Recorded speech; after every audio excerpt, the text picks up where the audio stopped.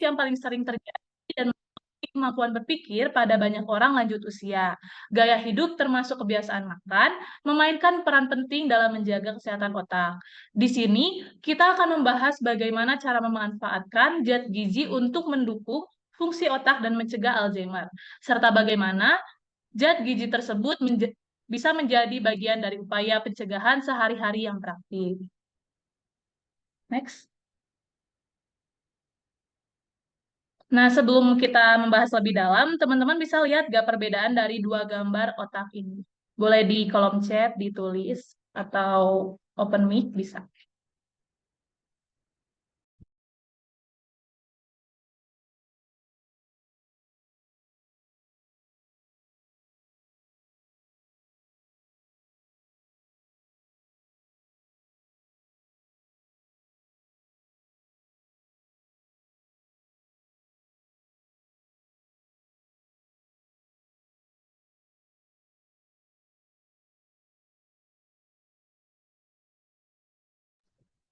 Kira-kira di antara kedua otak ini, mana sih yang penderita Alzheimer dan mana yang otak orang normal?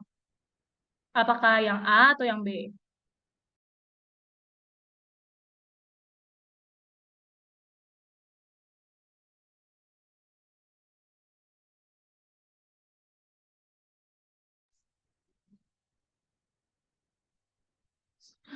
Betul ya, yang Alzheimer itu yang B.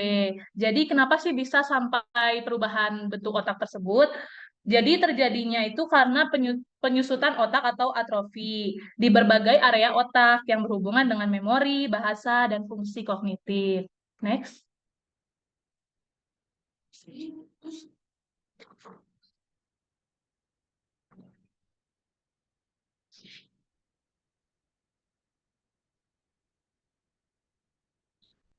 Nah, selanjutnya ada statistik dan prevalensi. Di sini ada beberapa sumber. Yang pertama itu sumber dari Projected Growth of Dementia in the World in Several Areas. Nah, dunia secara keseluruhan itu pada tahun 2015 terdapat 46,8 juta orang yang hidup dengan demensia di seluruh dunia. Dan pada tahun 2030, jumlah ini diprediksi meningkat menjadi 74,7 juta. Sedangkan pada tahun 2050, jumlahnya akan melonjak drastis menjadi 131,5 juta. Hampir 3 kali lipat dari angka pada tahun 2015. Ini mencerminkan tren penuaan global di mana peningkatan angka harapan hidup yang menyebabkan lebih banyak orang yang memasuki usia lanjut rentan terhadap penyakit demensia. Next. Yang kedua ada sumber dari Our World in Data dengan topik Death Rate from Alzheimer 2021. Gambar ini menampilkan peta global mengenai tingkat kematian akibat penyakit Alzheimer dan jenis demensia lainnya pada tahun 2021. Nah, diukur dari per 100.000 penduduk. Berdasarkan data ini, Indonesia mencatat 23 kematian per 100.000 orang, yang menunjukkan peningkatan dalam beberapa dekade terakhir. Angka ini mengindikasikan tren yang mengkhawatirkan, terutama di negara kita yang masih berkembang, di mana kesadaran dan akses terhadap deteksi dini dan perawatan Alzheimer masih sangat terbatas. Next. Ada juga sumber dari Alzheimer Indonesia dan Kemenkes 2023. Yang pertama, Alzheimer Indonesia, insiden demensi Alzheimer di seluruh dunia meningkat dengan cepat dan saat ini diperkirakan mendekati 46,8 atau 50 juta orang yang didiagnosis dengan demensia di dunia, 20,9 juta di Asia Pasifik, dan ada sekitar 10 juta kasus baru setiap tahun. Di Indonesia sendiri diperkirakan ada sekitar 1,2 juta orang dengan demensia pada tahun 2016 yang akan meningkat menjadi 2 juta di tahun 2030 dan 4 juta orang pada tahun 2050.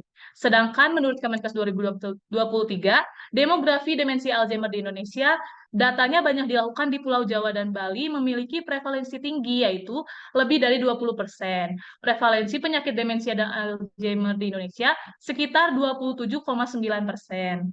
Dan lebih dari 4 juta penduduk Indonesia menderita penyakit demensia. Next. Jadi apa sih pengertian demensia menurut WHO dan Kemenkes? Jadi menurut WHO, demensia adalah istilah untuk beberapa penyakit yang mempengaruhi memori, pemikiran, dan kemampuan untuk melakukan aktivitas sehari-hari. Demensia adalah sindrom yang dapat disebabkan oleh sejumlah penyakit yang seiring waktu menghancurkan sel-sel saraf dan merusak otak. Biasanya mengakibatkan penurunan fungsi kognitif, yaitu kemampuan untuk memproses pikiran di luar apa yang mungkin diharapkan dari konsekuensi normal penuaan biologis. Sedangkan menurut Kemenkes, penyakit Alzheimer adalah gangguan neurodegeneratif progresif yang paling umum menyebabkan demensia. Penyakit ini mengakibatkan kerusakan pada sel-sel otak yang menyebabkan penurunan kemampuan kognitif seperti ingatan, berpikir, dan berperilaku. Next.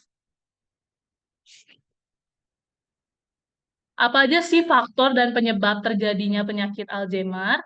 Menurut WHO itu ada faktor tentang usia, yaitu usia yang lebih dari 65 tahun, lalu ada tekanan darah tinggi, gula darah tinggi, kelebihan berat badan, kebiasaan merokok, kebiasaan mengonsumsi alkohol, dan tidak aktif secara fisik atau jarang berolahraga, terisolasi secara sosial, dan yang terakhir depresi.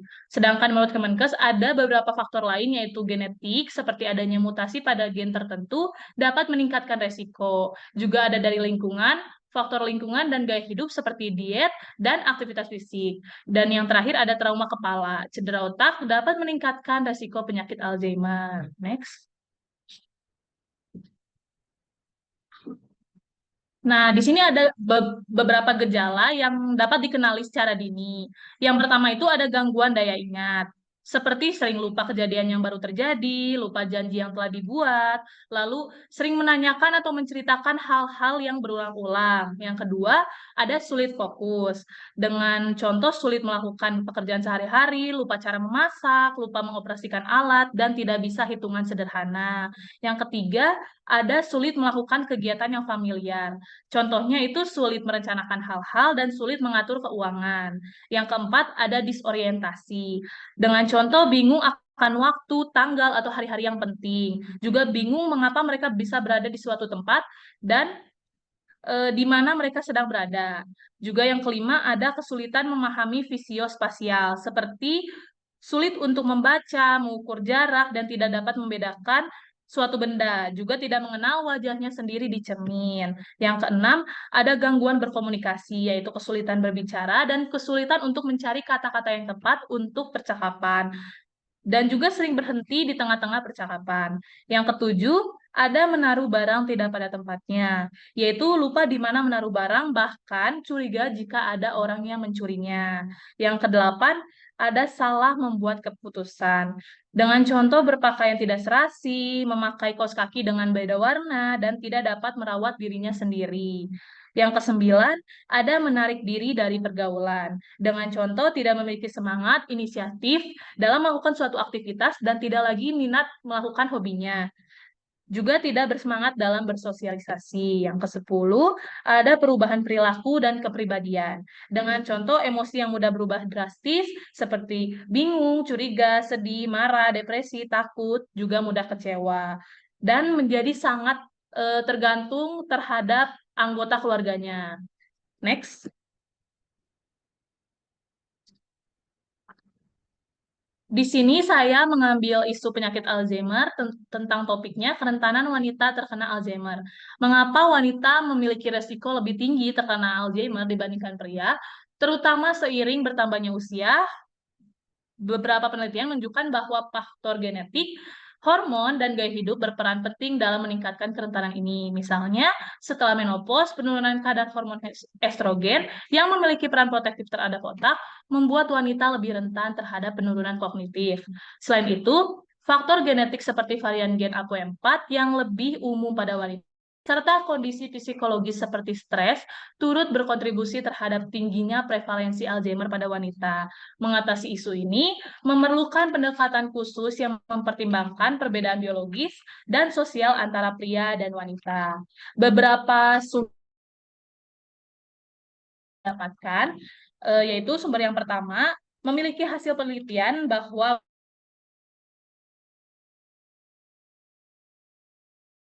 karena penuaan sel mikroglia dan neurodegenerasi yang diperparah oleh kombinasi ApoE4 dan TREM2R47H. Yang sumber kedua, ada juga hasil yang ditemukan bahwa wanita yang memiliki hormon set yang tinggi, baik dari sumber endogen maupun eksogen, otak. Wanita yang menggunakan terapi penggantian hormon atau HRT pada usia yang lebih muda menunjukkan penuaan otak yang lebih lambat. Namun, efek ini lebih signifikan pada wanita dengan resiko genetik Alzheimer, terutama mereka yang memiliki varian APOE4. Dan ada juga yang membahas tentang mengapa stres itu berdampak terhadap resiko penyakit Alzheimer. Jurnal ini mengatakan hasil penelitian bahwa stres yang dirasakan lebih tinggi dikaitkan secara signifikan dengan peningkatan risiko MCI dan demensia. Peristiwa hidup yang penuh tekanan, terutama jika seseorang mengalami 2 atau lebih peristiwa stres, juga meningkatkan risiko demensia.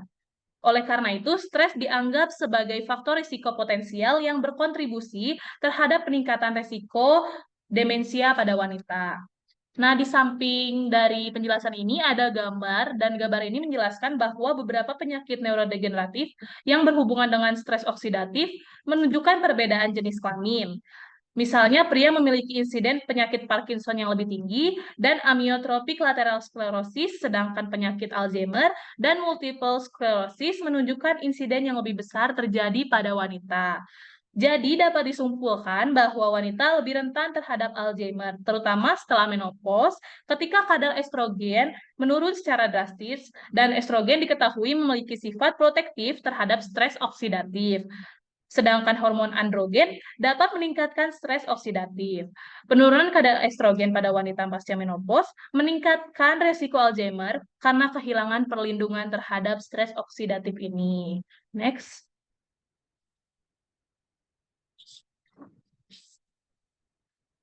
Di sini saya mencantumkan solusi zat gizi yang mendukung fungsi kognitif dalam mencegah Alzheimer. Beberapa zat gizi tersebut, yang pertama ada omega 3. Asam lemak omega 3 sangat penting untuk menjaga kesehatan otak dan mendukung fungsi kognitif seperti ingatan dan kemampuan berpikir. Omega 3 terutama dalam bentuk DHA dan EPA memiliki sifat antiinflamasi yang dapat melindungi otak dari peradangan yang sering terjadi pada penyakit seperti Alzheimer.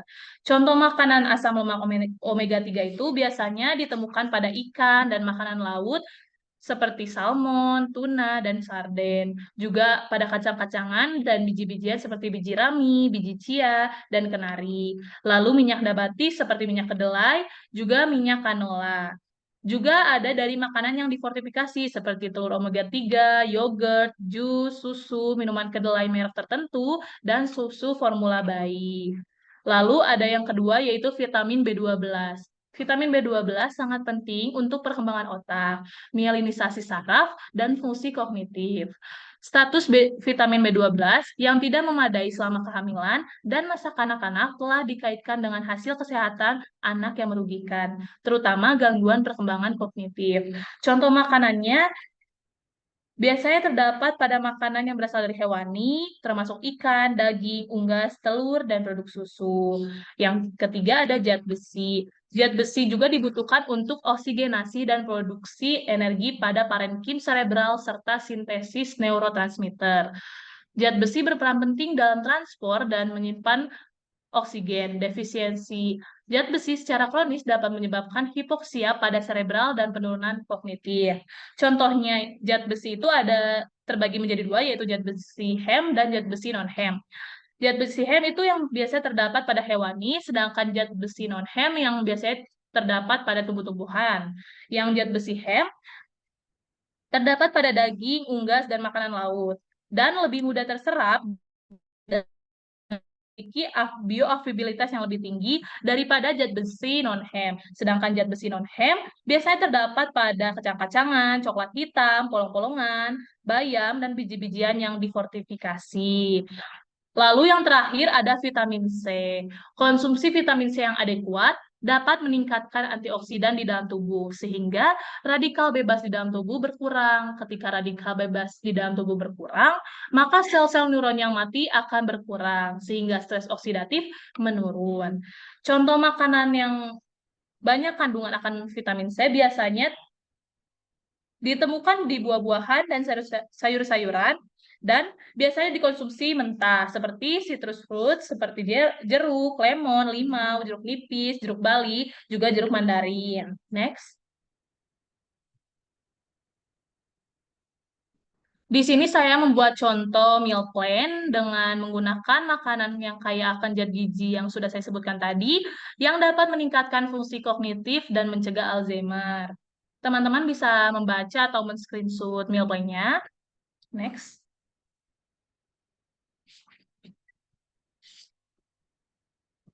Karena tadi ada faktor tentang stres dari menjadi resiko yang paling besar dalam penyakit Alzheimer, maka saya mencantumkan juga manajemen stres. Yang pertama itu ada olahraga rutin. Teman-teman bisa mencoba aktivitas yang ringan dan menyenangkan seperti berjalan-jalan di taman, menari, atau yoga.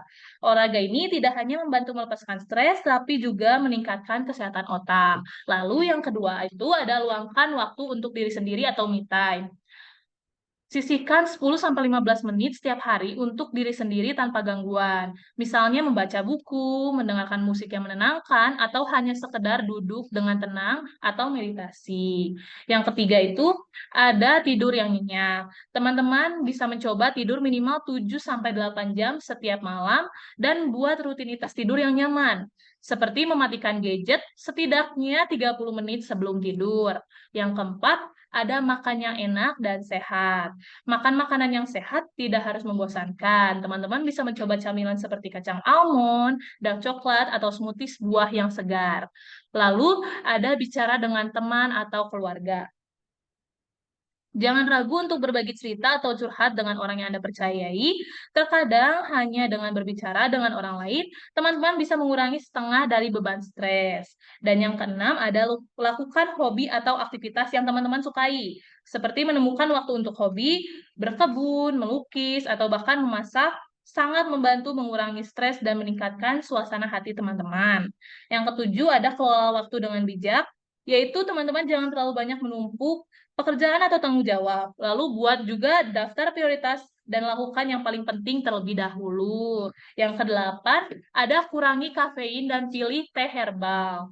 Jika merasa stres dan gelisah, coba kurangi kopi dan pilih teh herbal seperti chamomile yang menenangkan. Yang kesembilan, ada berpartisipasi dalam kegiatan sosial, seperti bergabung dengan klub atau komunitas yang memiliki minat yang sama dengan teman-teman, dapat membantu mengurangi rasa kesepian juga stres.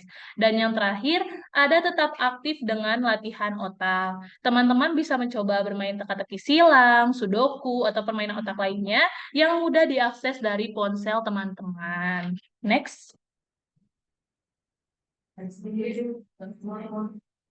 Jadi kesimpulan dari semua pembahasan yang sudah saya jabarkan tadi, ada zat gizi berperan penting dalam mendukung fungsi kognitif dan mencegah Alzheimer, terutama melalui zat gizi seperti omega 3, vitamin B12, zat besi, dan vitamin C.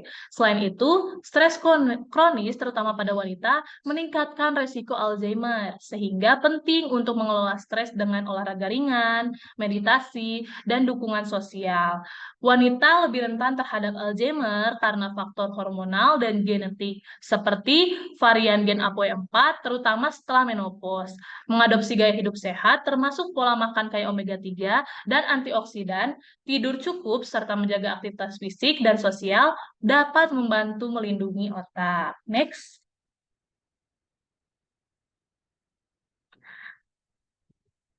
Baik, di sini saya mencantumkan beberapa sumber dari beberapa jurnal saat saya membuat materi ini. Saya akhiri penyampaian materi saya di sini. Semoga apa yang sudah kita bahas hari ini tentang pentingnya zat gizi dan gaya hidup sehat untuk menjaga kesehatan otak dan mencegah Alzheimer dapat bermanfaat dan mudah diaplikasikan dalam kehidupan sehari-hari. Mari bersama-sama berkomitmen untuk meningkatkan kualitas hidup dan sampai jumpa di kesempatan berikutnya. Tetap jaga kesehatan dan semangat dalam menjaga kesehatan otak kita. Saya kembalikan waktu dan tempat kepada moderator kita, Kak Agus.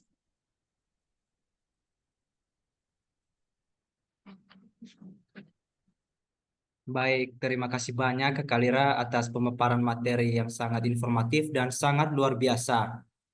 Nah, jika teman-teman ada pertanyaan ke Kakak Kalira, nanti bisa ditampung dulu dan akan kita berikan kesempatan untuk ditanyakan pada sesi tanya jawab setelah selesainya pemateri kedua. Sekarang kita akan melanjutkan ke pemateri kedua kita pada hari ini yaitu Ibu Karisa. Dan sebelum mendengarkan materi dari beliau, saya akan membacakan CV dari Ibu Karisa terlebih dahulu. Udah muncul.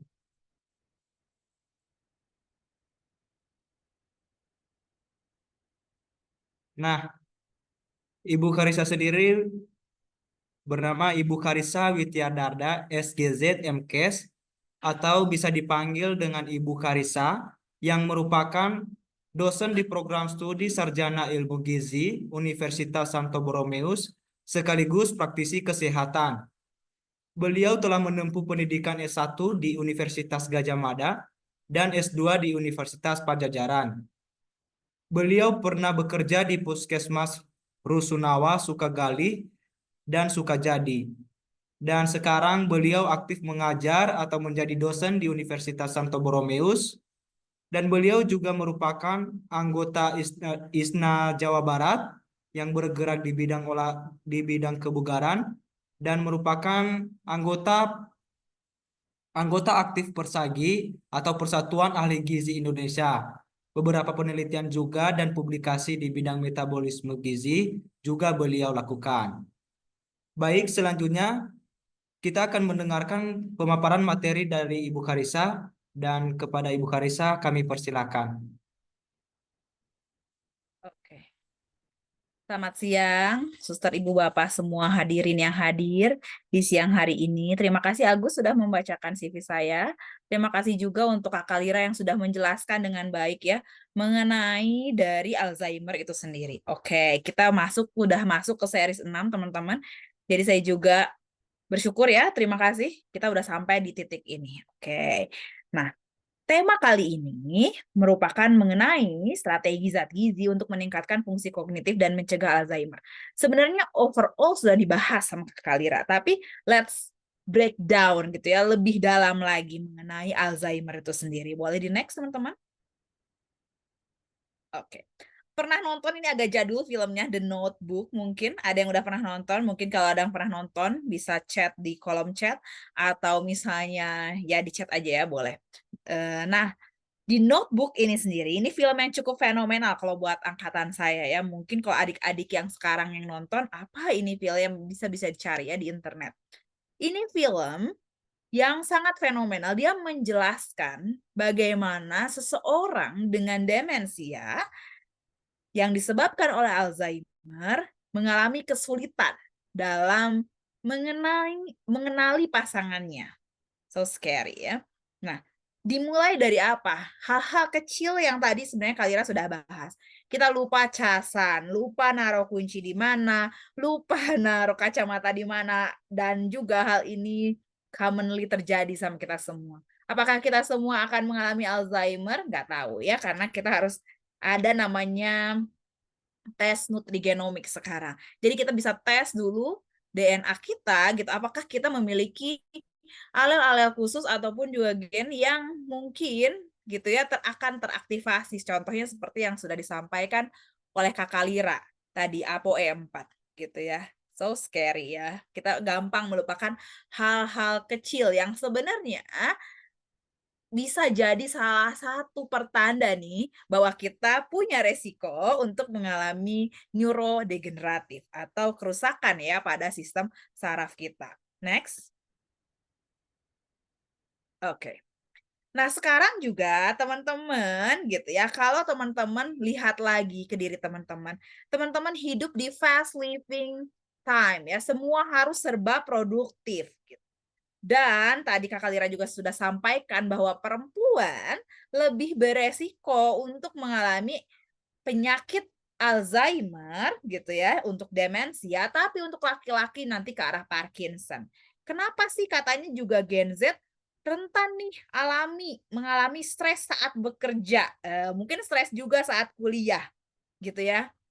Nah, ternyata stres adalah salah satu faktor yang akan mempercepat early onset atau terjadinya Alzheimer atau demensia. Wah, ini gara-gara ibu dosennya nih ngasih tugas yang banyak gitu.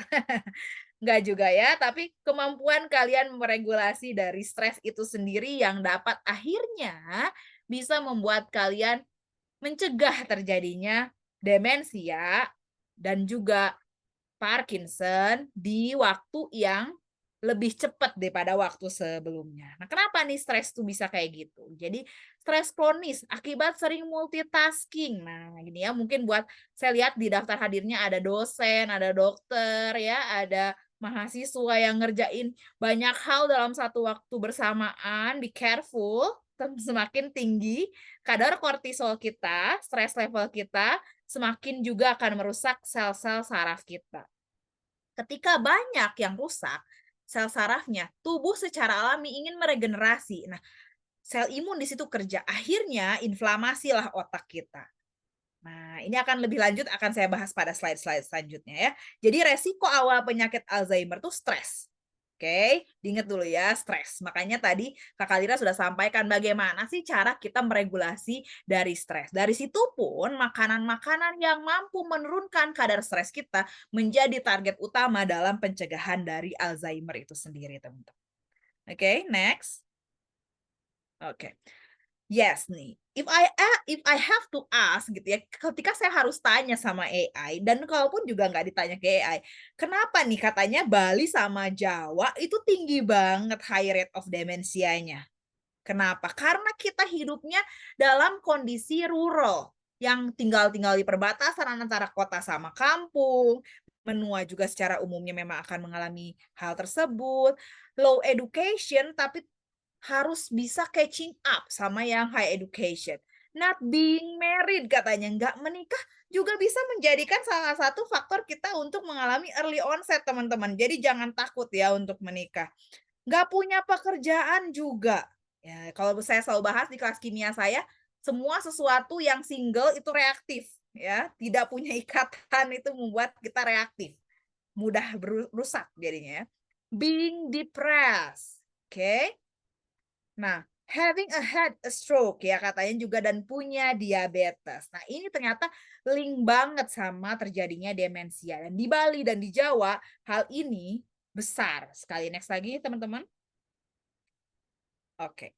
Sampai ya Kementerian PPN kita Bappenas sama Australian Government, AAS juga, dan juga di Balinya itu sendiri sampai pingin mencegah nih terjadinya percepatan dari demensia itu sendiri untuk Jawa dan juga Bali. Karena diprediksi benar tadi kata Kakak Lira ya, pada tahun 2030 akan ada 74, juta 7 orang yang mengalami demensia dan juga Alzheimer gitu. Serem banget kan ya, nggak mau gitu. Next lagi.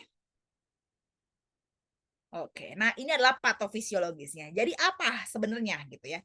Demensia sendiri sudah disebutkan bahwa sebenarnya it's not a really disease thing, itu adalah lebih ke simptom atau gejalanya atau kumpulan dari gejala yang bisa disebabkan oleh beberapa kausatif atau penyebab. Nah, salah satunya adalah Alzheimer itu sendiri. Nah, kita akan bahas lebih spesifik ke Alzheimer-nya. Nah, Alzheimer gitu ya, merupakan salah satu penyebab terjadinya demensia, di mana demensia itu merupakan gejala ditandai dengan penurunannya memori dan juga kesulitan untuk mendapatkan atau adaptasi terhadap hal-hal baru. Nah, ketika kita mengalami Alzheimer atau penyakit Alzheimer, itu adalah penyakit neurodegeneratif. Jadi terjadinya kerusakan pada sel saraf kita, neuron-neuron kita rusak, terutama di bagian korteks otak kita. Oke, di-keep dulu di situ ya, bahwa ternyata ada kerusakan. Oke, hilangnya neuron-neuron di otak kita, terutama di bagian korteks. Next lagi. Oke. Nah, penyakit Alzheimer ini sendiri adalah ya penyakit yang common cause ya. Apa ya? Penyebab umum utama yang menyebabkan tadi demensia. Disebabkan oleh apa? Plak, amyloid plak dan juga tangles. Ada tangles dari protein tau di neuron-neuron kita. Next lagi, sorry. Oke. Jadi ini secara gampang ya teman-teman. Kalau di sini teman-teman lihat, saya gambar ya sedikit. Oke. Ini adalah membran sel kita yang saya hijauin ya, teman-teman lihat. Nah, sel membran ini seperti biasanya pada membran bilayer tertancaplah sebuah protein, terutama untuk sel saraf kita. Ada namanya protein amyloid precursor protein atau APP. Amyloid precursor protein, APP. Kita keep dulu. Nah, APP seperti halnya dengan protein-protein yang lain, dia itu dapat mengalami kerusakan, get used to broken down and recycle. Dia akan butuh perbaikan gitu. Ketika sudah overload dipakainya. Nah, APP ini membantu fungsinya untuk apa ya? Neuron itu grow and repair, tapi kan dia juga bisa rusak. Nah, ketika dia rusak, adalah enzim alpha secretase ya, beta secretase, gamma secretase. Nanti next lagi teman-teman. Oke, boleh dibantu? Oke. Ini saya hapus dulu. Gimana caranya? Oh, ini saya hapus dulu. Oke, biar nggak pusing. Oke. Nah, ketika harus diperbaiki, maka enzim-enzim tadi tuh memotong. Kalau yang motong adalah alpha secretase, gamma secretase.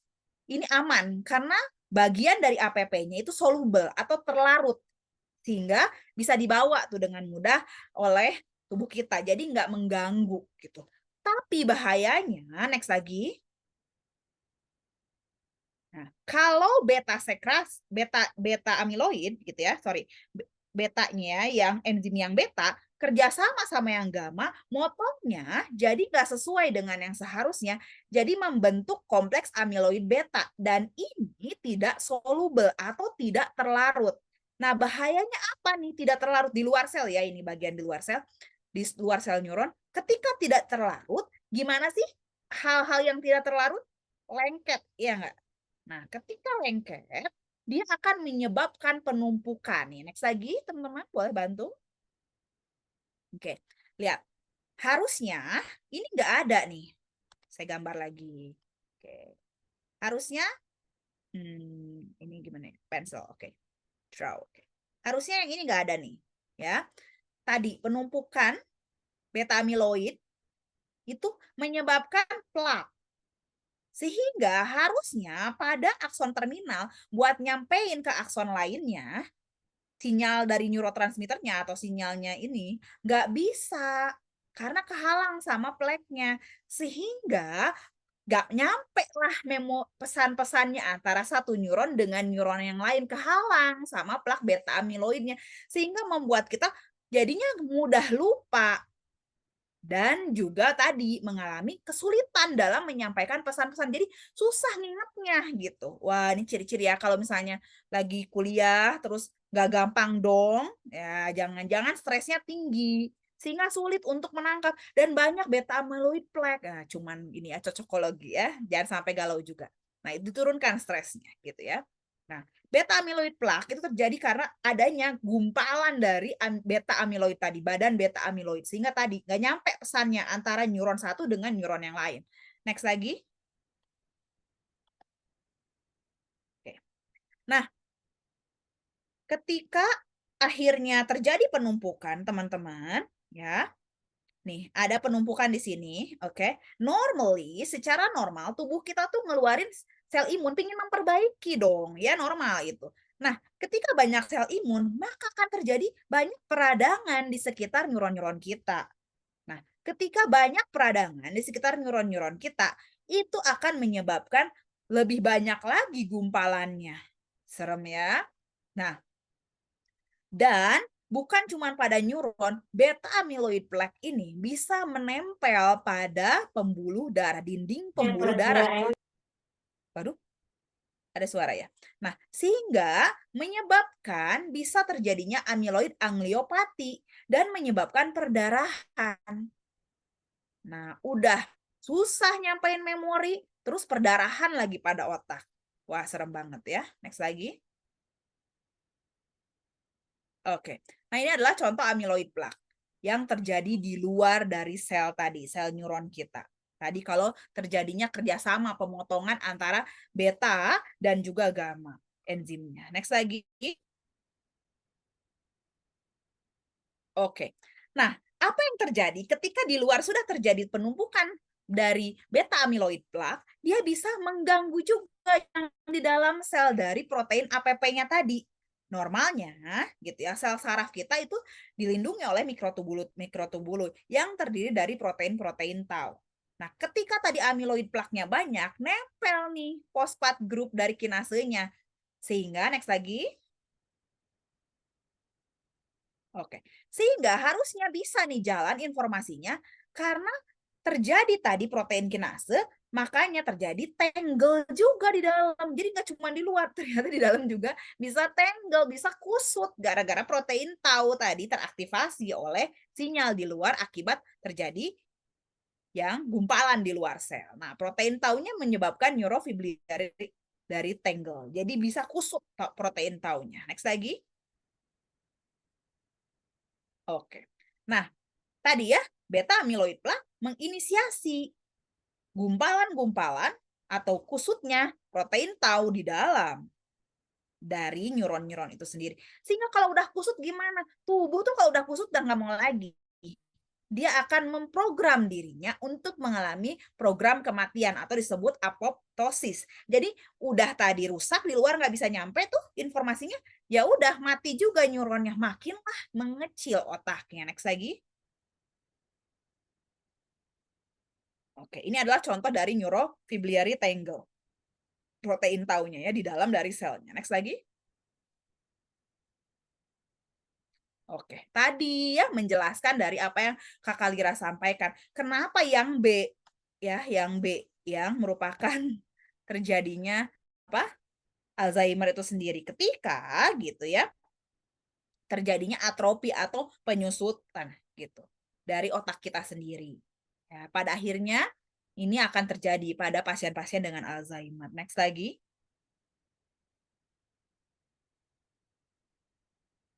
Next kakak-kakak semuanya. Oke, thank you. Jadi penyakit Alzheimer itu secara sporadik, oke. Hapus dulu ininya.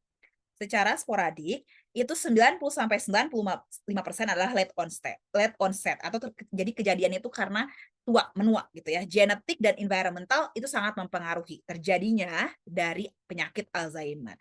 Jadi untuk yang 60-65 tahun itu 1%, yang di atas 85 tahun itu 50%.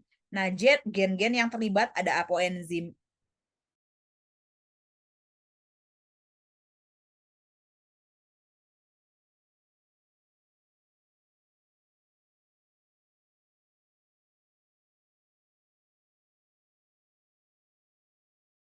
Maaf Ibu. Baik, mohon maaf Ibu. Mungkin ada sedikit gangguan jaringan. Suaranya tidak terdengar.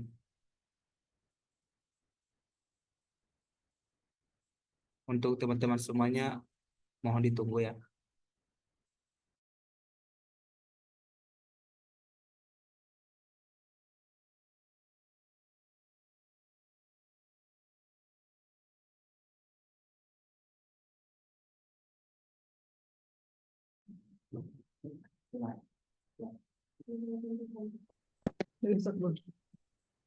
Baik, kami mohon maaf atas gangguannya. Kita akan segera menyambungkan ulang untuk pemateri kedua kita.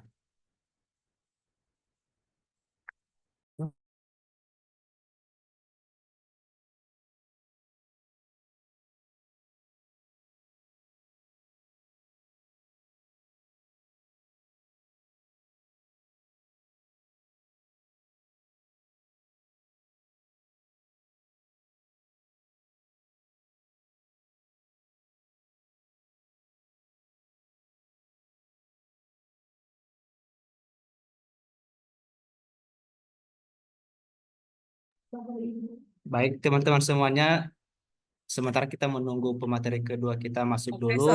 sorry. Oke, baik. Sorry ya, Terima kasih dan udah soalnya nyambung lagi. sorry. Kami Oke, kembalikan waktunya kepada Ibu Karissa. terima kasih Kakak Agus. Oke.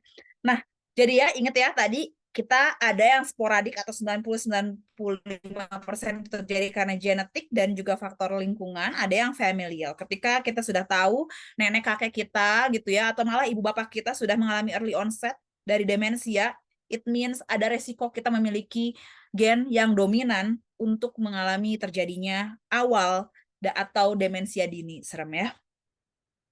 Oke. Nah, next lagi.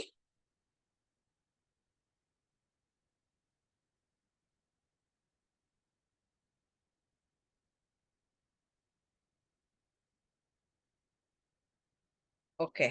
Nah, jadi balik lagi, kalau kita sudah ngejelasin patofisiologinya, kita udah tahu protein APP ya, maka ada sel imun di situ sendiri, berarti protein akan sangat mempengaruhi nanti dari asupan makan kita. Terus juga nanti kita harus belajar tentang mengenai apa sih yang menyebabkan neurotransmitter kita terhambat, maka ada zat gizi mikro juga yang pengaruh di sana. Nah, dan juga apa aja dari penyusun dari membran tadi sendiri. Oke?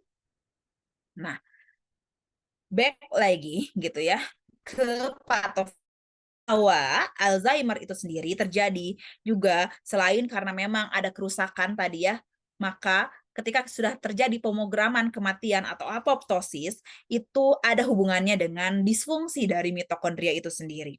Oke, ketika banyak sekali radikal bebas di dalam sel-sel saraf kita yang ada pada otak, maka akan lebih banyak lagi ROS, akan mudah menyebabkan terjadinya disfungsi dari mitokondria, sehingga akan mempercepat terjadinya early onset pada demensia itu sendiri. Next lagi. Oke.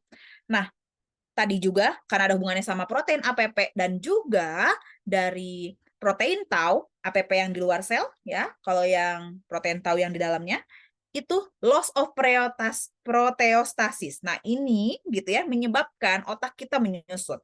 Jadi pada Alzheimer, hal ini adalah hal yang akan terjadi seiring dengan bertambahnya usia, semakin nyusutlah otak kita, semakin mudah lupalah kita, semakin mudahlah terjadi hal-hal yang sudah kita tidak ingat. Ya, mending kalau ingatnya yang baik-baiknya aja. Kalau ingatnya yang buruk-buruk dalam hidup kita, it's really bad. Episodik. Dan yang paling sedih adalah pada pasien-pasien demensia, bukan cuma pasiennya yang mengalami kesulitan, tapi caretaker-nya. Yang ngurus juga susah. Oke, next lagi. Oke. Jadi, ketika proses terjadinya Alzheimer itu merupakan proses yang panjang, tadi karena pada umumnya terjadi pada umur 65 tahun ya, maka apa yang harus kita lakukan gitu dalam pencegahannya adalah ketika kita sudah tahu kita punya resiko, kita juga memiliki riwayat gitu ya dari keluarga dan juga misalnya melakukan screening dengan dokter syarafnya, maka dari situlah kita sudah mulai harus melakukan fungsi-fungsi protektif. Next lagi. Oke, jadi apa bedanya ya? Ketika penuaan normal dan juga demensia, ketika lupa hari dan tanggal namun dapat mengingatnya kembali itu masih normal-normal aja. Kalau demensia udah nggak inget dia pada tanggal berapa sekarang tuh. Dia biasanya terhenti pada waktu tertentu. Terkadang kalau yang normal itu lupa kata-kata yang ingin diucapkan, tapi kalau demensia dia udah sulit. Apa yang mau diomongin? Kenapa? Karena pada otaknya, korteksnya udah menyusut. Kemampuan asosiasi dan mengungkapkan juga udah susah. Habis itu beberapa kali kehilangan barang namun dapat menemukannya kembali, itu normal. Tapi kalau udah nggak bisa ingat lagi, lupa casan, terus nggak tahu di mana, udah lost banget, nah be careful. Habis itu terkadang salah ngambil keputusan dan penilaian itu wajar, udah tua ya. Tapi kalau demensia udah salah ngambil keputusan dan penilaian dan udah nggak bisa dirubah. Bisanya kekeh biasanya. Habis itu terkadang lupa bayar tagihan bulanan, normal ya. Tapi bukan dilupa-lupain, awas kalau dilupa-lupain nanti malah jadi demensia beneran. Nah, kalau demensia sering bermasalah dalam membayar tagihan bulanan. Ya iyalah dia udah nggak inget apa-apa ya. Next lagi. Tapi mungkin aja inget pada hal tertentu aja. Next lagi. Oke. Nah, pada perjalanan penyakitnya, nah ini kenapa sih penting banget tadi bahas itu semua roaming, Bu? Enggak ya, ternyata itu penting. Kalau kalian bisa mengasosiasikannya, nah kalau yang nggak bisa berpikir logika, berarti hati-hati mulai exercise nih, ya kemampuan neuron-neuronnya jangan-jangan berkurang gara-gara kebanyakan stres, jadi nggak bisa nyampe informasi dari neuron satu ke neuron yang lain. Nah, pada tahap awal gitu ya, itu nggak terdeteksi biasanya. Nah, lalu mengalami short term memory loss, habis itu lama-lama motoriknya juga udah mulai terganggu dan asosiasi bahasanya juga terganggu, long termnya udah nggak inget apa-apa, lama-lama nggak inget siapa namanya, nggak inget siapa suaminya, bahkan nggak inget udah nikah atau belum. Habis itu mulai disorientasi, di mana lupa pingin pulang terus-terusan. Nenek kakek kalian pernah nggak? Pulang yuk, pulang, padahal udah di rumahnya. Ya. Habis itu bedridden, udah nggak bisa bangun lagi, dan kematian. Biasanya karena penyakit infection, karena mereka udah nggak bisa taking care of their self. Nah, di mana makanan itu masuknya? Prevention. Pencegahan. Pada demensia, pencegahan menjadi hal yang paling primer. Gimana Bu kalau udah kejadian? Kalau kejadian ya udah kita hanya mempertahankan aja. Sementara meanwhile, riset-riset terbaru belum ada pengobatan untuk mengembalikan kondisi demensia. Jadi before then, taking care of yourself. Sebelum terjadi demensia, rawat diri kita. Apalagi yang sudah punya resiko. Next lagi. Oke. Nah, jadi kalau kita harus review kembali, jadi mengapa Jawa dan Bali angka demensianya tinggi gitu ya? Makanan tinggi gula ya. Kalau dilihat dari makanan ya, makanan tinggi gula, itu kita sekarang udah living with sugar. Secara bukan addiction ya, tapi we need that. Jadi kayak lifestyle. Addiction tuh di sugar sebenarnya pro kontra kalau kata-kata addiction. Nah, makanan digoreng gitu ya, daging olahan dan alkohol dan gaya hidup. Itu merupakan hal yang membuat di Jawa dan di Bali tinggi, terutama sugar, teman-teman, be careful with that. Semakin tinggi kadar gula darah kita, semakin banyak inflamasi di tubuh kita, maka inflamasi di area-area saraf kita dan di area pembuluh darah kita akan semakin tinggi, maka akan mempercepat onset dari terjadinya demensia, teman-teman. Next lagi. Oke. Jadi makanan tinggi gula itu menyebabkan resistensi insulin sehingga menyebabkan peradangan. Untuk yang digoreng, dia akan menyebabkan terjadinya AGAS ya, yang dapat memicu peradangan dari saraf itu sendiri. Dan daging olahan dia akan berkontribusi pada penurunan fungsi kognitif. Jadi teman-teman, it's good gitu ya makan protein gitu. Kita butuh protein, tapi protein dalam jenis apa? Yang volume sebelumnya bahas tentang Mediterranean itu lebih baik apply. Jadi whole food, bukan yang high processed food. Dan alkohol ya. Alkohol tinggi sekali gulanya. Tadi gula berkaitan erat dengan inflamasi. Next.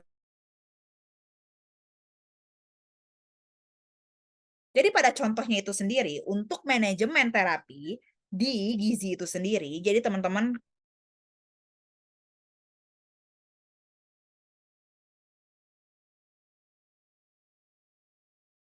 dan calon ahli gizi pada nantinya, itu kita lihat tentang dari behavior-nya itu sendiri. Kalau udah pasien demensia, biasanya dia lupa.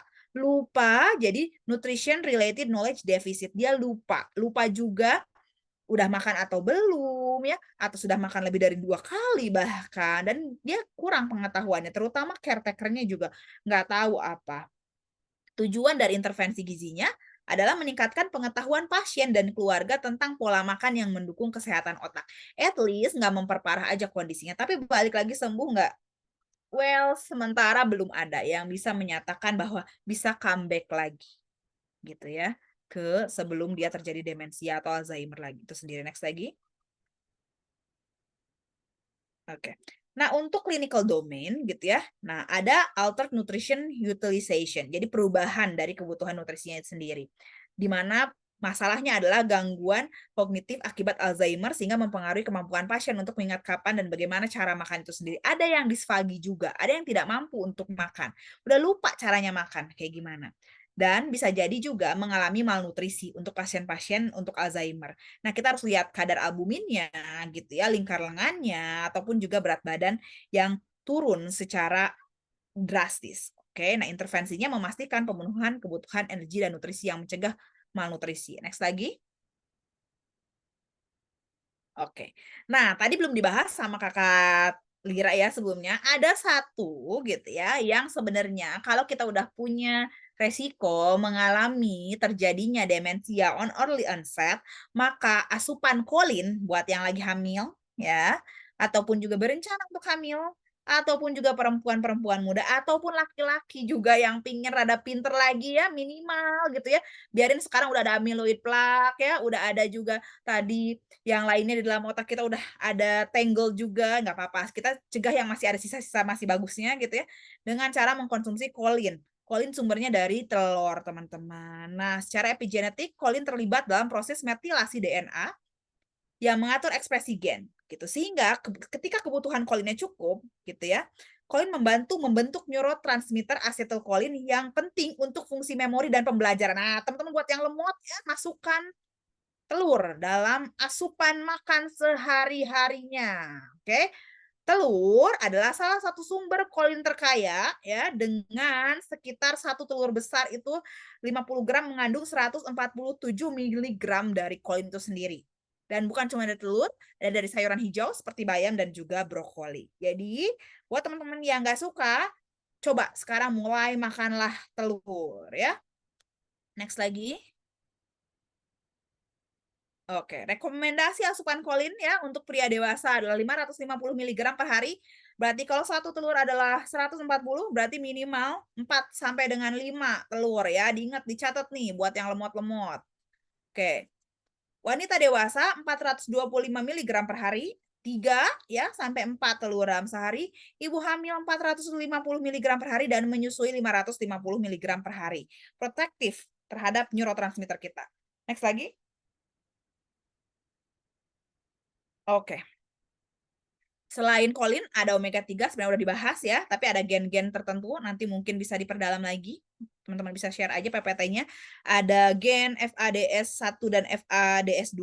Gen ini untuk mengkonversi ALA jadi EPA-DH dalam tubuh. Ini terlibat ya dalam proteksi terhadap neurotransmitter. Ada ApoE sendiri, dia yang menyelamatkan untuk mencegah terjadinya tadi alel ApoE4 dan juga PPR ya. Gen ini untuk ekspresi gen yang terlibat dalam metabolisme lipid dan peradangan. Jadi omega 3 itu bagus untuk antiinflamasi.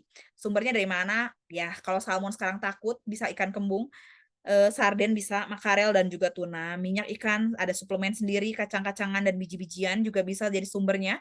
Minyak nabati, sayuran hijau tadi ya, bisa bagus juga untuk membantu dari omega 3 itu sendiri. Next lagi, teman-teman. Oke, zinc. Ada zinc juga ya. Zinc dia bagus juga untuk dapat mencegah terjadinya aktivitas enzim yang tidak diinginkan, yang tadi yang beta tadi ya. Nah, sehingga secara epigenetik si zinc ini sendiri dia akan membantu untuk mendukung metilasi yang sehat dan melindungi DNA dan menekan dari ekspresi gen inflamasi. Untuk nitric oxide ini dari sumbernya dari beets ya, buah roots beets itu dia bagus juga untuk molekul sinyal dan memperlebar atau vasodilatasi dari aliran dari pembuluh darah itu sendiri, sehingga dia akan mendukung sirkulasi darah ke otak, nyampe tuh nutrisinya ke otak kita. Next lagi. Ada antosianin, ada zat warna merah ya. Dia dapat melindungi secara epigenetik. Antosianin itu dapat menghambat ekspresi gen inflamasi melalui jalur NF-kappa beta, sehingga memperbaiki proses metilasi dari DNA itu sendiri. Jadi bisa si protein APP-nya itu bisa terperbaiki dengan baik. Jadi nggak ada penumpukan beta amyloid plaque-nya, nggak terlalu banyak. Nah, untuk coenzim Q10 ya untuk produksi energi sel dan memiliki sifat antioksidan, tadi mencegah untuk terjadinya mitochondrial dysfunction. Oke. Dan juga mencegah stres berlebihan dalam tubuh kita. Next lagi. Oke, ini adalah sumber yang kaya akan coenzim Q10. Ada daging merah, tapi diolahnya dengan baik, teman-teman. Karena kalau dengan tidak baik, dengan high ultra processed food, akan menyebabkan terjadinya mempercepat metilasi dari DNA kita sendiri. Ada minyak ikan gitu ya, ada sayuran hijau juga. Next lagi. Oke.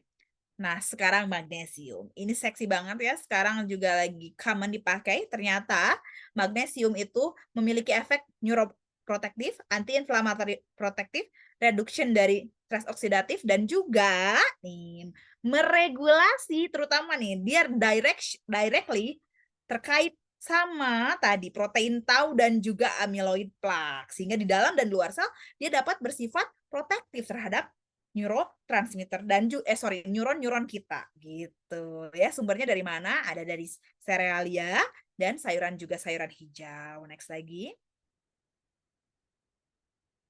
Oke, kalau kita incorporate semua tadi sumbernya di dalam menu makanan, teman-teman bisa misalnya, karena tadi kita butuh serealia dari magnesium gitu, maka makan nasi merah dengan oat gitu ya, dan juga kacang-kacangan, itu bagus gitu ya. Habis itu misalnya cemilannya kita smoothies bayam dengan alpukat dicampur, atau kalian bikin salad kalau nggak suka yang manis, habis itu makan siangnya nasi merah dengan sayur lodeh dan juga Kalau nggak salmon, ikan kembung lebih pas sama kita. Cemilan sore ada yogurt gitu ya, dan buah segar. Makan malamnya tahu tempe sama sama bayam, misalnya sayur bayam enak ya, tinggal pakein sambal terasi. Camilan malamnya ada teh hijau dengan kacang almond. Sambal terasi itu gimana? Tenang ya, dalam chili ya atau cabe merah ada zat antosianinnya juga ya. Jadi itu sih terhadap saraf kita. Next lagi.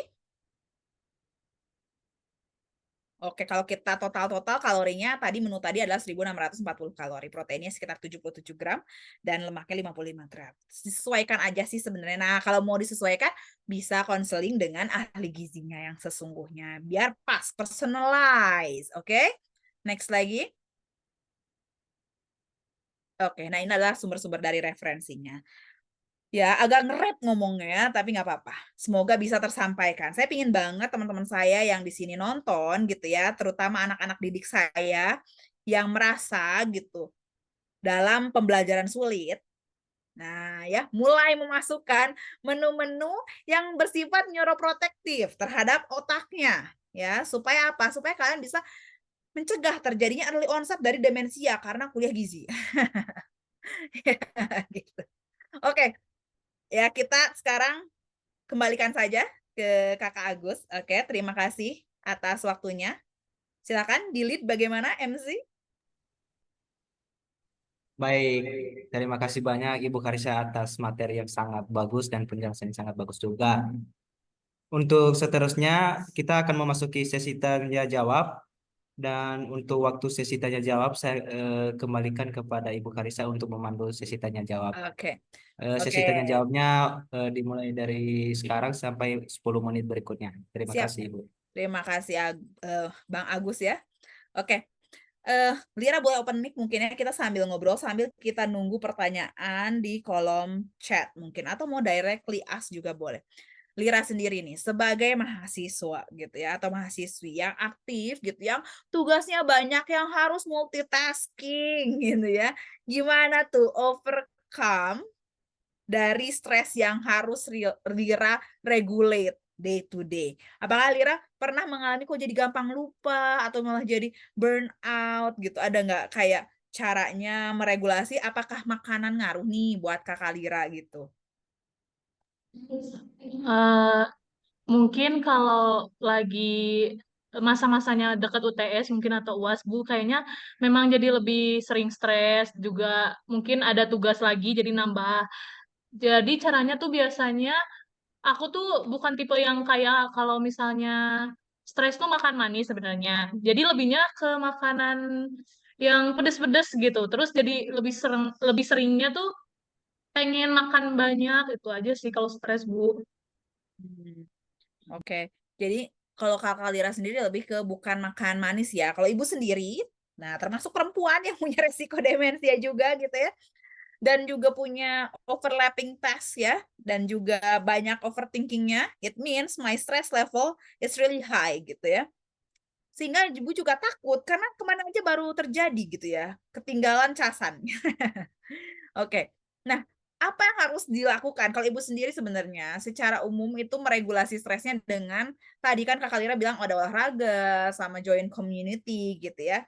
Nah, ternyata gitu ada juga faktor-faktor yang dari makanan. Jadi kalau Ibu kalau udah mulai kayak gitu tuh ya, udah mulai get depressed, merasa depresi dengan kehidupan Ibu, ini Ibu mulai mengkonsumsi makanan-makanan yang kaya akan neuroprotector dari saraf itu sendiri. Contohnya tadi telur ya sebagai kolin dan juga omega 3 mungkin dari ikan-ikanan, tapi dan juga kacang-kacangan, tapi yang paling gampang adalah magnesium. Itu adalah game changer sih sebenarnya ya, buat Ibu sendiri. Jadi ya kalau buat saya sih gitu ya. Kalau untuk Lira kan tadi regulate-nya dengan cara makan makanan yang lain. Tapi kita mungkin harus find out gitu ya, karena semakin banyak kita makan ternyata, tadi kalau Ibu adalah problemnya sugar, kalau Lira adalah makannya jadi banyak, kalau kayak gitu problemnya adalah kita akan mempercepat terjadinya metilasi gitu ya pada sel saraf kita. Serem banget ya. Kita perempuan beresiko nih. Ini ada pertanyaan katanya, mau nanya ke Kalira katanya. Kan tadi Kakak sudah membahas tentang Parkinson, lebih rentan ke laki-laki. Apakah gejalanya sama Kak sama Alzheimer? Oke, Lira boleh dijawab nih. Sama ada juga, oh baru satu pertanyaannya. Buat laki-laki kayaknya agak gelisah nih kayaknya ya. buat laki-laki yang nanya, soalnya Baik, laki-laki di ya. sini aku akan mencoba jawab pertanyaan dari Kak Novian Saputra. Eh, Kan saya tadi sudah membahas tentang Parkinson lebih rentan ke laki-laki. Apakah gejalanya sama kayak Alzheimer? Sebenarnya kalau gejalanya itu gak terlalu mirip sama Alzheimer. Contoh gejalanya itu ada gerakan lambat, getaran, gerakan tak sadar, kekakuan, dan kesulitan berjalan. Juga ada juga ketidakseimbangan. Jadi gejala-gejala itu yang sering terjadi saat pengenalan dini terhadap penyakit Parkinson. Apakah terjawab, Kak Novian?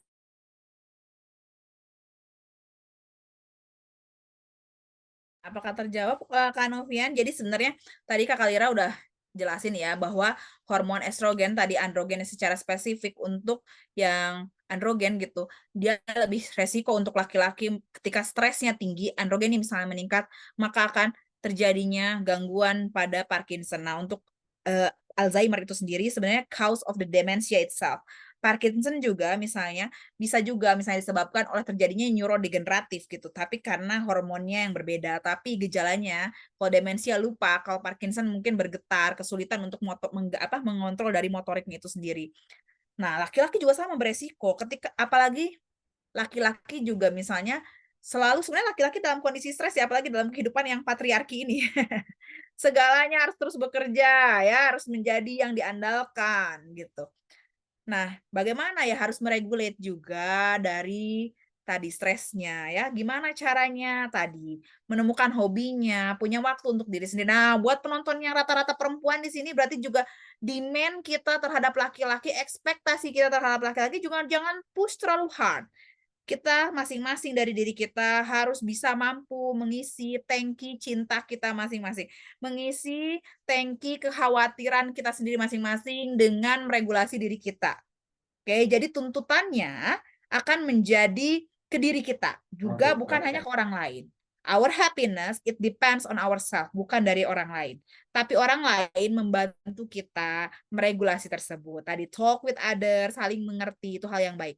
Tapi kalau bergantung terhadap salah satu, yang laki-laki bergantung ke perempuan untuk kebahagiaannya, perempuan bergantung laki-laki untuk kebahagiaannya, it's going to be mengganggu dua-duanya. Nanti dua-duanya akan mengalami early onset lagi dari Alzheimer ya, apalagi nggak ada yang nanti nggak ada yang bisa saling urus, makanannya nggak terkontrol gitu, dan akan menjadi lingkaran setan.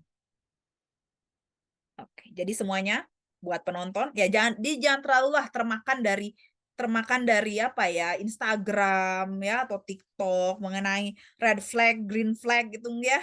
Kita sendiri harus meregulasi diri kita sendiri. Ya, kemampuan kita meregulasi dari emosi kita, kemampuan kita meregulasi pikiran kita sendiri, fokus sama diri kita dan tujuan kita ke depan. Ya, yang punya Tuhan relay to God. Ya, sehingga apa? Kita jadi memperbaiki, kita jadi percaya, oh kita harus memperbaiki, mengurangi makanan-makanan yang misalnya bersifat neurodamaging gitu. Sehingga kita bisa mengurus diri kita. Dengan kita yang bahagia, kita bisa meng-approach orang lain yang juga bahagia gitu. Kalau orang lain udah terlalu berbahaya buat kita ya kita boleh tapering down, tapering off. Kenapa? Untuk mengurangi stres kita. Jadi kalau ada orang yang menjaga jaraknya, sebenarnya itu bukan hal yang sebenarnya buruk-buruk banget. Karena apa? Karena dia harus meregulasi dirinya sendiri, bukan tugasnya orang lain untuk meregulasi dirinya. Ya, jadi mulai open ya. Mumpung ini anak-anak saya banyak yang nonton. Jadi sekalian saya sampaikan. Untuk yang lain gitu ya, ya mungkin boleh juga menjadi pegangan. It's not bukan benar atau salah gitu ya, tapi bagaimana kita mengkontrol diri kita. Itu sih yang paling penting. Soalnya orang lain itu hanya menjadi bagian, kita peran utamanya. Maka yang ngatur makanan kita, yang ngontrol stres kita, yang harus olahraga kita, bukan orang lain. Oke? Gitu. The risk, it's on ourselves. Gimana? Ada lagi nggak nih pertanyaan lagi yang lain? Atau udah terlalu tercengang dengan pernyataan Kak Kalira dan juga saya? Oke. Nggak ada kayaknya ya. Kayak yang lain dengerin podcast gitu. Sore-sore di minggu sore gitu ya. Oke. Sebenarnya ini juga obrolan buat saya sendiri ya. Buat orang yang sebagai ahli gizi sendiri gitu ya. Yang memiliki pekerjaan dan juga jam terbang yang cukup ya. Lumayan menarik karena seperti teorinya Maslow ya, kebutuhan manusia itu di atas segalanya dibandingkan diri kita sendiri. Maka akan banyak sekali ya stresor-stresor di hidup kita dan bagaimana cara mengatasinya kita naik turun ya namanya juga manusia. Nggak selalu kita mampu meregulasi apa yang kita mau makan ya.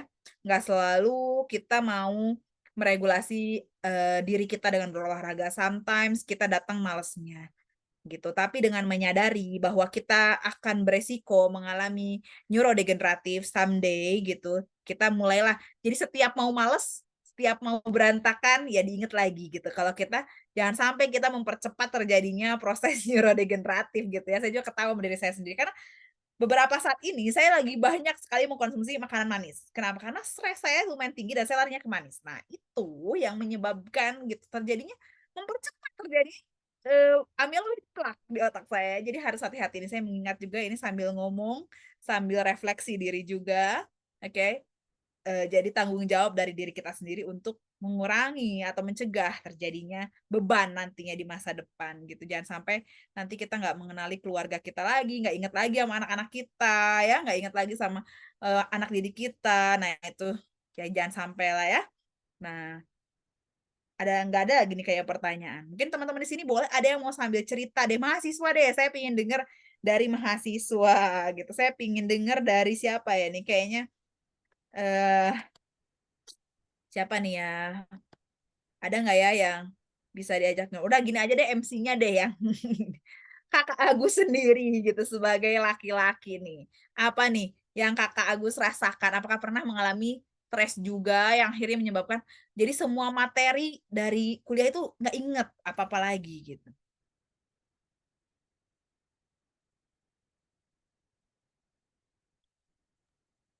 Waduh, kalau itu sebenarnya Bu eh, sangat sering sih Bu. Mungkin Iya. karena pengaruh lingkungan lebihnya ke pengaruh lingkungan ya Bu. Makanya bisa jadi pola asupan yang dikonsumsi zat-zat yang berbahaya mungkin bisa mengganggu stres Bu. Tuh ya Kakak Agus sendiri mulai refleksi. Jadi ini sebenarnya webinarnya semi-semi refleksi ini kayaknya. Nggak apa-apa, udah biasa kayaknya. Kalau anak-anak gizi WSTB udah biasa sering refleksi, apalagi yang tingkat 2 gitu ya. Oke.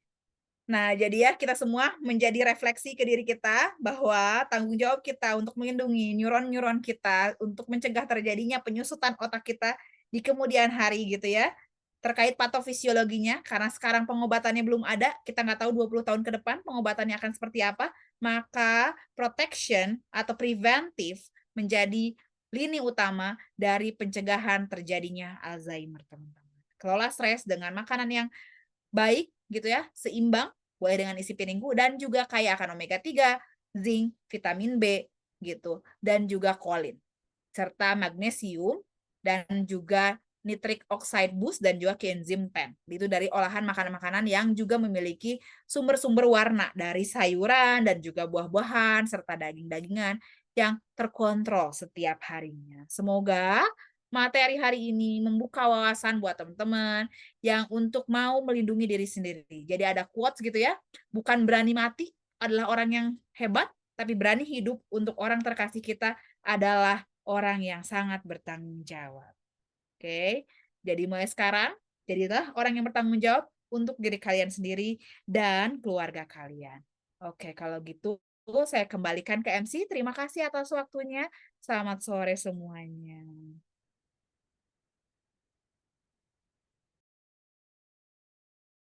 Baik, baik. Terima kasih banyak Ibu Karisa atas penjelasannya dari pertanyaan teman-teman. Mungkin pertanyaan dari teman-teman sudah tidak ada lagi dan waktunya juga sudah tidak ada. Jika memang teman-teman peserta webinar kali ini memiliki pertanyaan lebih lanjut mengenai materi kita pada hari ini, boleh teman-teman untuk menanyakan melalui media kita ada di YouTube. Mungkin teman-teman panitia akan share YouTube kita di kolom chat dan teman-teman boleh mengunjunginya untuk memberikan atau menanyakan tentang materi kita pada hari ini. Terima kasih kepada kedua pemateri kita, Kakak Lira dan Ibu Karisa, atas pemaparan materi yang sangat luar biasa dan sangat informatif.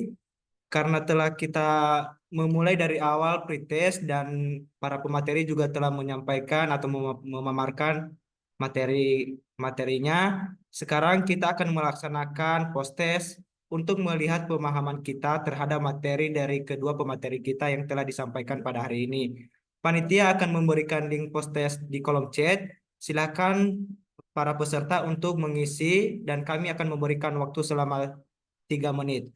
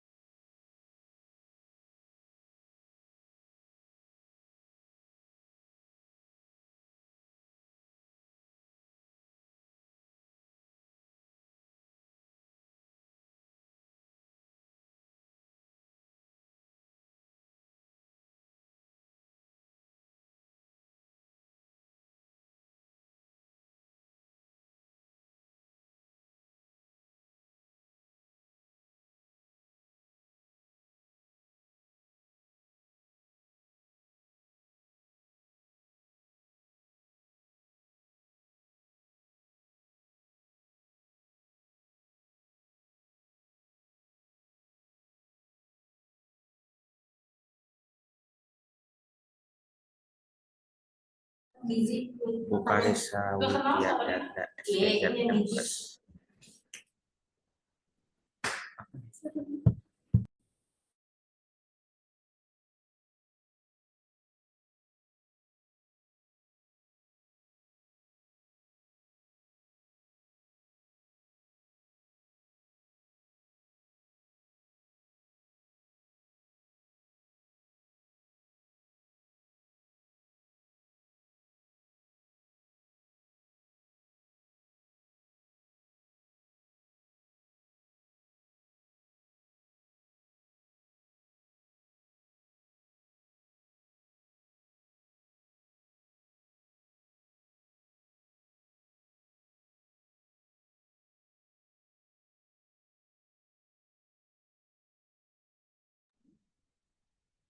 Nah, ini alarm yang bikin aku panggil setiap bangun.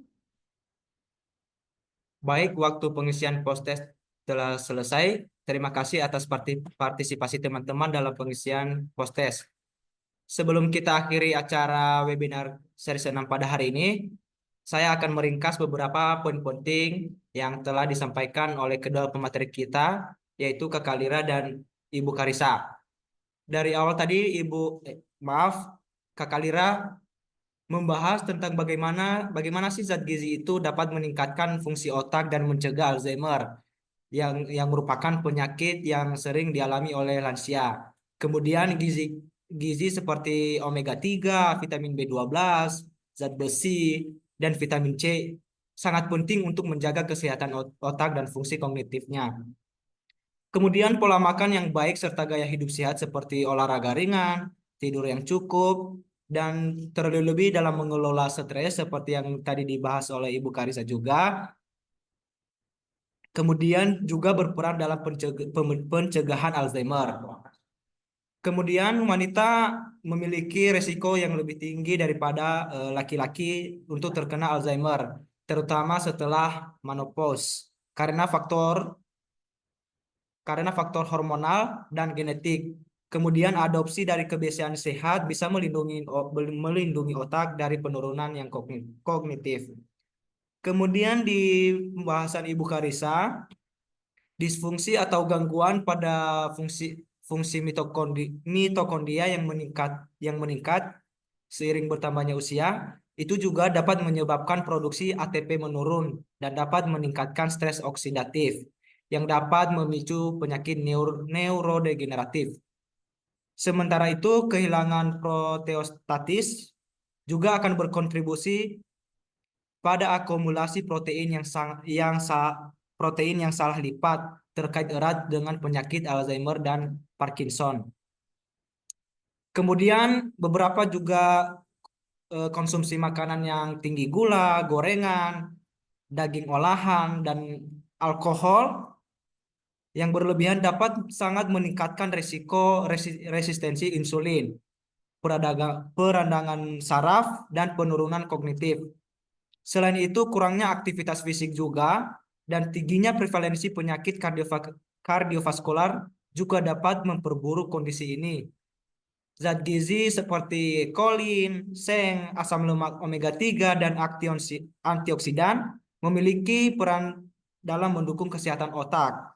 Contoh berbagai sumber makanan yang disarankan tadi dijelaskan oleh Ibu Karissa ada ikan berlemak, telur, buah beri, dan sayur hijau.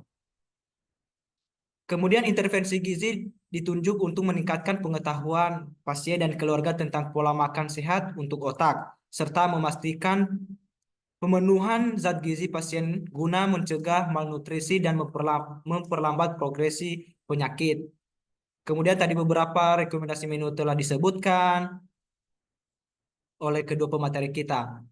Kemudian materi ini menyoroti bagaimana pentingnya intervensi gizi sebagai bagian dari upaya preventif dan penata laksanaan penyakit Alzheimer. Baik, mungkin itu saja bagian-bagian penting tadi yang bisa saya simpulkan dari kedua pemateri kita. Selanjutnya, saya akan serahkan kepada Kakak Novian selaku Ketua Pelaksana Panitia webinar CPD untuk menyampaikan beberapa pengumuman. Kepada Kakak Novian kami persilahkan. Oke, baik. Terima kasih untuk Kakak Agus atas waktunya. Jadi di sini aku sebagai Ketua Pelaksana ingin mengumumkan pada pada hari Sabtu minggu depan di tanggal 2 bulan November tahun 2024 kita akan mengadakan lagi webinar Gizi CPD Vol 7 yang berjudul Plan Based Diet untuk mengurangi resiko hipertensi. Dengan pembicaranya adalah Kak Agus sendiri dan juga Bu Karissa Widya Darda SGZ MKes.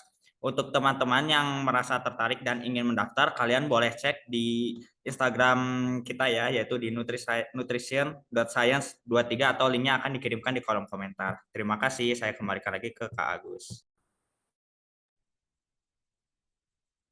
Baik, terima kasih Kakak Novian atas pengumumannya.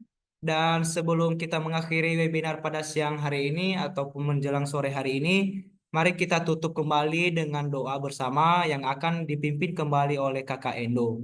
Kepada Kakak Endo kami persilahkan. Baik, terima kasih kepada moderator. Baik teman-teman, seluruh peserta webinar pada hari ini, sudah tibanya kita di penghujung acara dan sebelum kita mengakhiri, ada baiknya kita berdoa. Berdoa akan saya pimpin dalam agama Kristen Protestan dan yang lainnya dapat menyesuaikan. Bapak yang baik, kami bersyukur atas segala berkat yang telah Engkau curahkan selama webinar ini. Kami memuji Engkau atas pengetahuan yang telah kami terima. Kami mohon agar Engkau menolong kami untuk menerapkan segala hal yang telah kami pelajari. Berikanlah kami kekuatan dan disiplin untuk menjaga pola makan yang sehat. Kami juga berdoa untuk semua orang yang membutuhkan makanan bergizi. Semoga melalui webinar ini semakin banyak orang yang menyadari pentingnya gizi yang baik dan mendapatkan akses terhadap makanan yang sehat. Terima kasih Bapak atas segala kebaikan-Mu. Dalam nama Yesus Kristus kami berdoa. Amin. Saya serahkan kembali kepada moderator.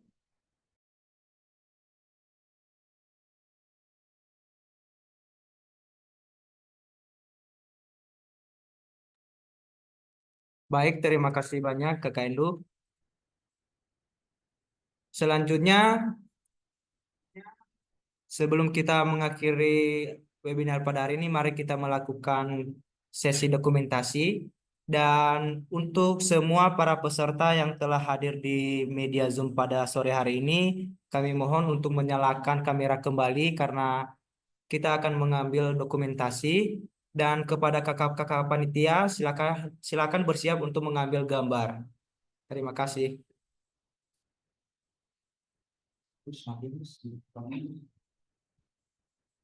Baik, boleh on cam dulu ya semuanya.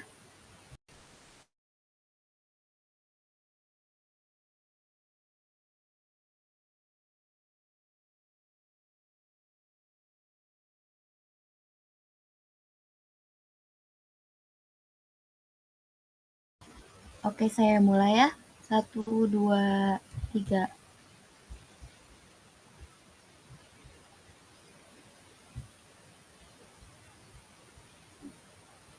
Baik, yang selanjutnya. 1, 2, 3.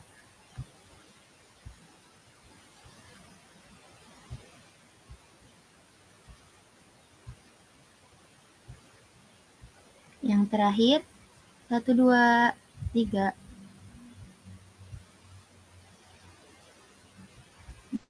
Baik, terima kasih.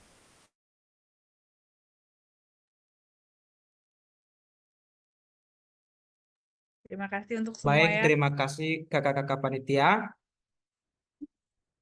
Sekarang kita sudah di penghujung webinar CPD series ke-6 telah mencapai akhirnya. Dan sekali lagi kami kembali ucapkan terima kasih banyak atas penyampaian materinya dari Kakak Lira dan Ibu Karissa. Semoga apa yang telah disampaikan dapat bermanfaat dan berguna bagi para peserta webinar kita pada hari ini.